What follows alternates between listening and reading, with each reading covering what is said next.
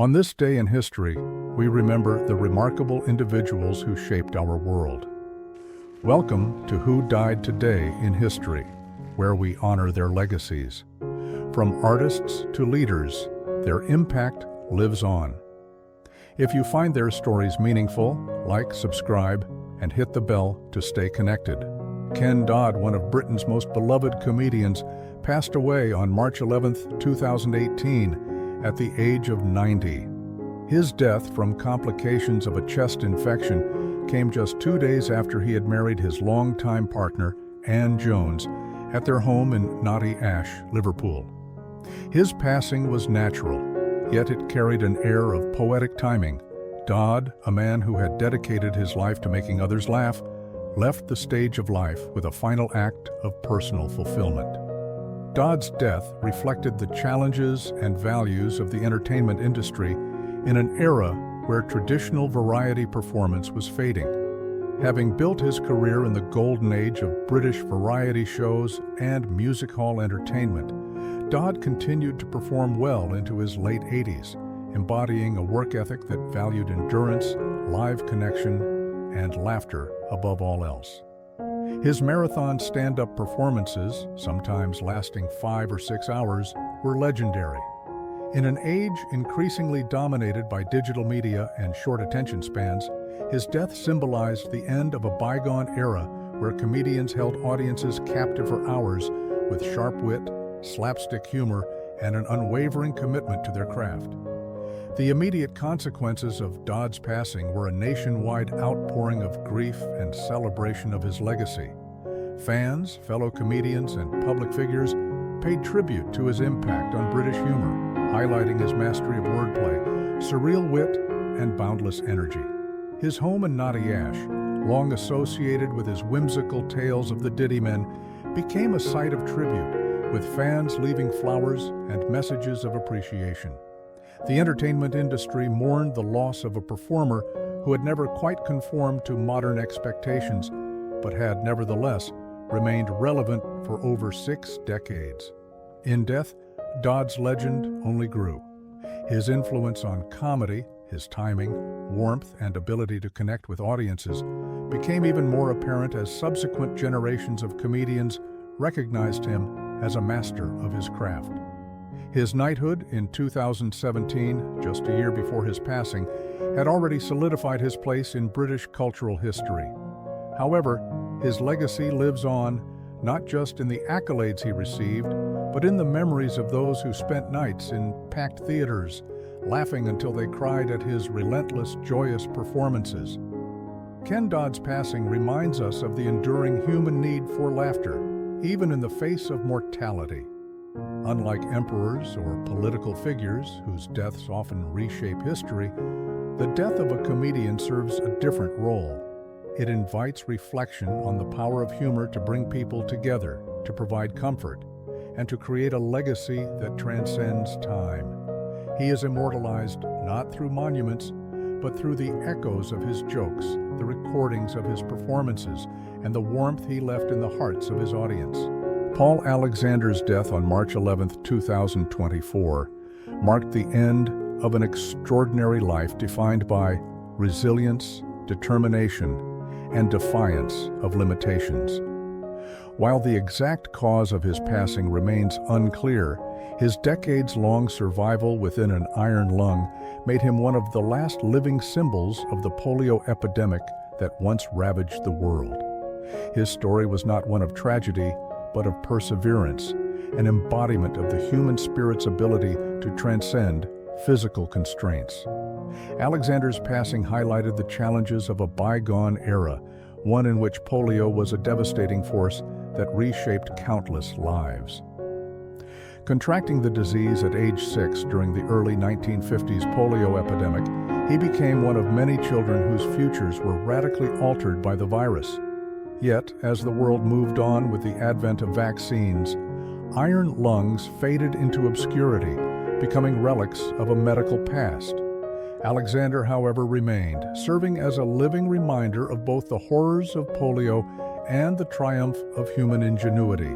His continued use of the iron lung underscored the disparity between medical advancements and the realities faced by those left behind by progress. The immediate consequences of his death were an outpouring of admiration and reflection. His story had reached a new audience in his final years, particularly through his presence on TikTok, where he amassed over 330,000 followers. Younger generations, unfamiliar with the iron lung, were captivated by his wit, intelligence, and unwavering optimism. His passing was not just the loss of an individual, but the closure of a historical chapter, prompting discussions about medical history, disability rights, and the power of perseverance. Rather than diminishing, Alexander's legend only grew after his death. His memoir, 3 Minutes for a Dog, My Life in an Iron Lung, became a testament to his indomitable spirit, ensuring that his story would inspire future generations. His impact extended beyond his own survival. He demonstrated that a life constrained by physical limitations could still be rich, meaningful, and influential. He was not merely a symbol of survival, but of success, earning a law degree, practicing as an attorney, and living independently despite unimaginable challenges. Alexander's life and death offer profound insights into humanity's relationship with mortality, power, and memory. He exemplified how society immortalizes figures not through physical prowess or political might, but through resilience, intellect, and the ability to inspire. His story, preserved in literature, digital media, and the memories of those he touched, serves as a reminder that limitations exist only where perseverance ends.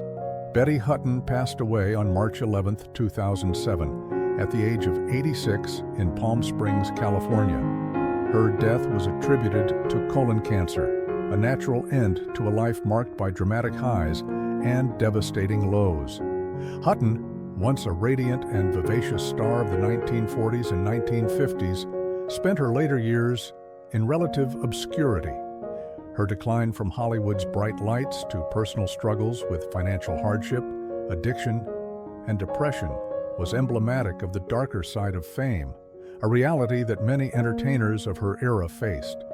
Hutton's death, while not sudden or violent, reflected the fragility of the entertainment industry's promises.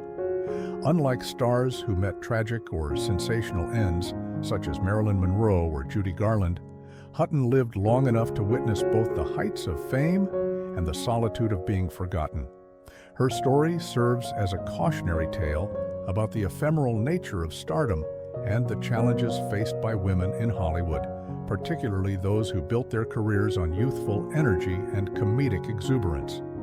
The fact that she spent a period of her life as a housekeeper in a Rhode Island rectory, nearly destitute, underscores the volatility of a career built on public adoration. The immediate consequences of Hutton's passing were subdued compared to the deaths of other Golden Age stars. Though she had been out of the public eye for decades, her death prompted a renewed interest in her work. Tributes focused on her undeniable talent, her groundbreaking performances in films such as Annie Get Your Gun, 1950, and The Greatest Show on Earth, 1952, and the dynamism she brought to every role. While her passing did not create shockwaves, it did serve as a reminder of Hollywood's fleeting nature, how an actress once at the top of the industry could fade into near anonymity. In a broader historical context, Hutton's struggles mirrored those of many mid-century entertainers who lacked the support systems that modern actors benefit from today. The industry's treatment of mental health, addiction, and financial instability was insufficient at best, leaving stars like Hutton to navigate their declines alone.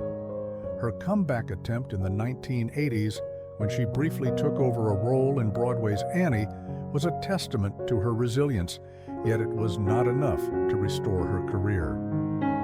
Hutton's legacy, however, has been preserved through classic film appreciation, musical recordings, and retrospectives on Hollywood's golden age. While she may not be as frequently discussed as some of her contemporaries, she remains a symbol of talent, energy, and the harsh realities of show business. Her life and death illustrate society's complex relationship with fame, mortality, and memory, how we celebrate the heights but often overlook the struggles. In the end, Betty Hutton is immortalized in the exuberant performances she left behind, a reminder of both the magic and the price of Hollywood's golden era. William Challee's death in 1989 was the quiet end of a long life spent in the arts. Unlike historical figures whose deaths reshaped nations or inspired legends, Challee's passing from natural causes reflected the often overlooked reality of those who leave their mark not through grand gestures but through steady contributions to culture.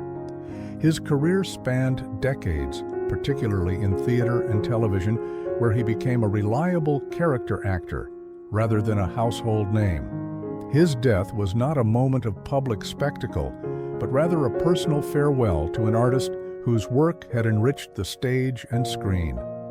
Born in 1904, Challee's era was one of dramatic shifts in the entertainment industry. He emerged during Hollywood's golden age, a time when the film industry was transforming the way stories were told and immortalized. His passing in 1989 came as the industry had already undergone another revolution, with television reshaping popular entertainment and cinema embracing high-budget blockbusters. Challee, whose work was rooted in classic drama and character acting, may have belonged to a vanishing generation of performers who valued the craft over celebrity. The immediate consequences of his death were primarily felt within artistic circles. Unlike the shocking assassinations of political figures or the tragic ends of cultural icons who died young, Challee's departure was a natural conclusion to a life well lived. Yet, in many ways, his death serves as a reminder of how the arts preserve memory. While his name might not be as widely known as some of his contemporaries, his performances endure in the works he left behind. This raises a larger question about how we remember figures whose influence is subtle rather than seismic. History often immortalizes those whose deaths were dramatic. Cleopatra's suicide amid Roman political intrigue, Joan of Arc's fiery martyrdom, or Lincoln's assassination during a fractured nation's recovery. Yet the artists, actors, and storytellers who shape cultural landscapes also deserve remembrance, even when their deaths do not make headlines. Challee's legacy lives in the performances he gave and the roles he embodied. Art and literature ensure that even those who do not become legends are not entirely forgotten. Whether through archives of old television broadcasts or preserved stage performances, his work remains a testament to an era and a craft that continues to shape entertainment today. In this way, his passing, like that of many artists, reminds us that mortality is inevitable, but the imprint of creative expression endures. Ralph Taeger's death on March 11, 2015, in Placerville, California, was the quiet conclusion to a life that straddled the shifting landscape of mid-century Hollywood and the rugged independence of his later years.